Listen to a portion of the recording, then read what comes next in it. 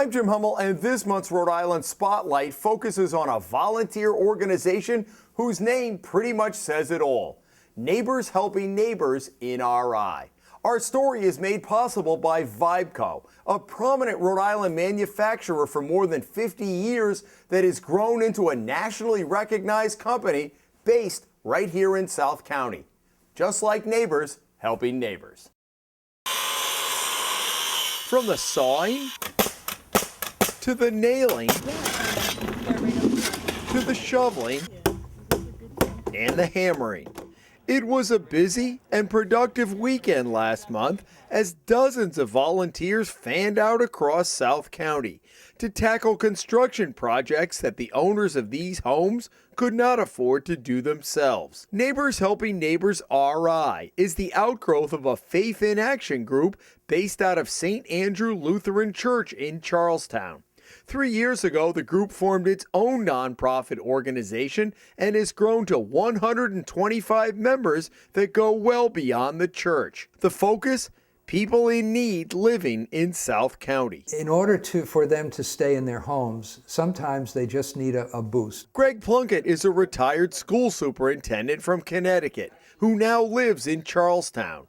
His expertise is on the administrative side. And there are places where they can go to get clothing. There are places where they can go to get assistance for heat. There's places they can go and get assistance for food.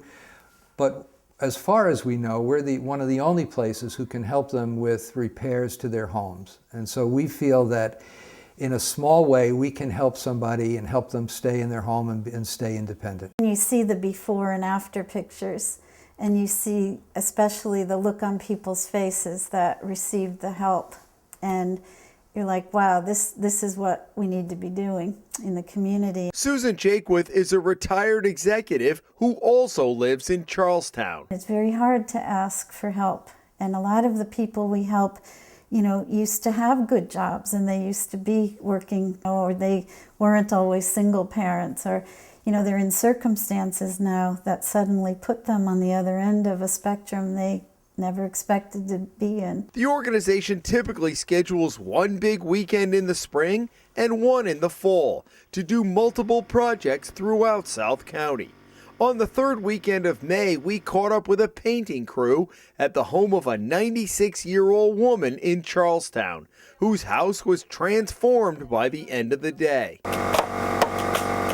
Just down the road in Westerly, a crew was hard at work, rebuilding a rotted deck in the backyard of a disabled, low-income homeowner. I have been very, very fortunate. Whenever I've put out a call for help, I've always had people respond. Why, I don't know. Roger Stedman, who began a career in construction 50 years ago, worked alongside his son-in-law, 2 grandsons, and a friend to complete the deck over 2 days.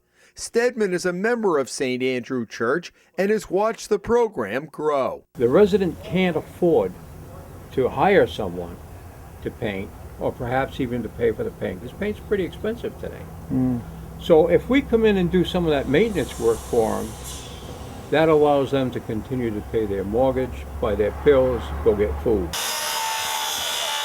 And in North Kingstown, Kay Cutting watched as a crew that included her daughter and son-in-law installed a ramp from her back door to the driveway. Mrs. Cutting has had increasing trouble walking, and stairs have become difficult to negotiate. We have a number of families who come together to volunteer, not necessarily with a lot of skills, but they make it a family affair to come and spend 4 hours or 5 hours or sometimes the whole day working on one of these projects. All projects begin with this one-page application, which asks what needs to be done and the income level of the homeowner. When we get an application, one of the first things we do is send 2 people out, one to talk to the homeowner and one to kind of look at the work that needs to be done and what's involved. So people with experience who can kind of make a judgment on what needs to be done. Then when we actually get to the job site and we bring in other people, we have a couple people who are familiar with the situation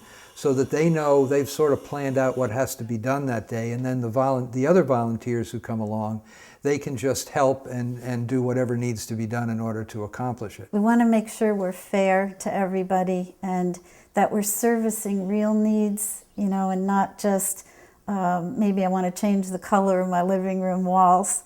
We don't want to be putting our volunteers and funds on that kind of thing, so we're very careful. Clearly more people applying, more people volunteering.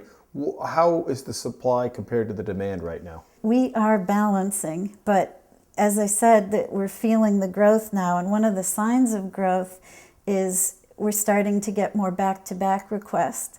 So before we would give people time to rest, like our volunteers would step up, they'd do an amazing heroic weekend, and then they'd get a little downtime. Well, we've already got a backlog. Last year, they did a total of 27 projects. We do work every month. We try to do at least one project, and we kind of save the major projects like a roof or anything that involves a large number of people so that we can do that on a Saturday or a weekend during the year. What are your needs going forward? The more jobs we do, the more our name gets known in South County, and so the more requests we have for work.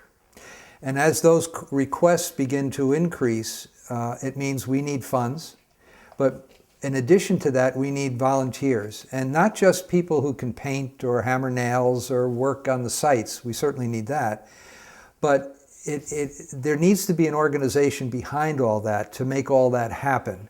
And we need people who are willing to work on the organizational side as well. You don't have to volunteer and contribute to this effort by being good on a job site. You can also lend other skills to the need. By the end of last month's weekend, the Westerly homeowner had this brand new deck, and Kay Cutting opened her back door to see this, later giving it a test run for us with her walker. These were 2 of 9 projects completed that weekend. And what did you think as you watched them working that day? Oh, I was just overwhelmed. And I didn't know it's going to be 20 feet long, this beautiful ramp. And I never could have afforded it myself. And it's not costing me a dime, which is just more overwhelming.